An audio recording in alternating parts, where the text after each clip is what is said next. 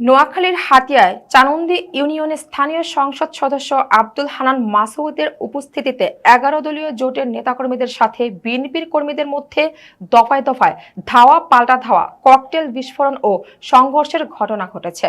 সংঘর্ষে উভয় পক্ষের অন্তত ২১ জন আহত হয়েছে। হান্নান মাসুদের নেতৃত্বে বিএনপির অফিস ভাঙচুর সহ বেশ কয়েকটি ব্যবসা প্রতিষ্ঠান, মোটরসাইকেল সহ কয়েকটি গাড়ি ভাঙচুরের অভিযোগ উঠেছে। স্টাফ রিপোর্টার শাহাবুদ্দিন জানান, বুধবার দুপুর 12:30 থেকে প্রায় 2 ঘন্টা ব্যাপী চলে এই ধাওয়া পাল্টা ধাওয়া। স্থানীয় সূত্রে জানা গেছে, সকালে চানন্দি ইউনিয়নের প্রকল্প বাজারে আসেন নোয়াখালী 6 হাতিয়া আসনের সংসদ সদস্য আব্দুল হানান মাসুদ এলাকার নেতাকর্মীদের সাথে দেখা করেন। পরে প্রকল্পে মানুষের উদ্দেশ্যে ও বিভিন্ন ইস্যু নিয়ে বক্তব্য শেষে ফেরার পথে প্রকল্প বাজারে বিএনপির লোকজনের সাথে ধাওয়া পাল্টা ধাওয়া পরবর্তীতে সংঘর্ষে রূপ নেয়।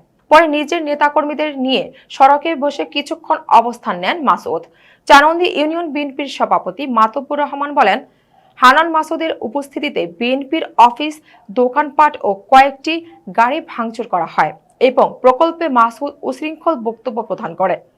তার এমন বক্তব্যের পর তার দলের নেতাকর্মীরা বাজারে উঠে প্রথমে বিএনপির অফিস ভাঙচুর করে। পরে তারা বিভিন্ন ব্যবসা প্রতিষ্ঠান ও মোটরসাইকেল ভাঙচুর শুরু করলে স্থানীয় লোকজন তাদের প্রতিরোধের চেষ্টা করলে হামলার শিকার হয়ে বিএনপি লোকজন আহত হয়।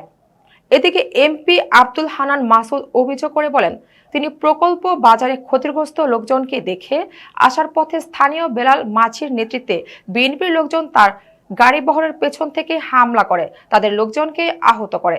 এ বিষয়ে হাতিয়া থানার ভারপ্রাপ্ত কর্মকর্তা সাইফুল আলম বলেন, পরিস্থিতি নিয়ন্ত্রণে ওই এলাকায় অতিরিক্ত পুলিশ মোতায়েন করা হয়েছে।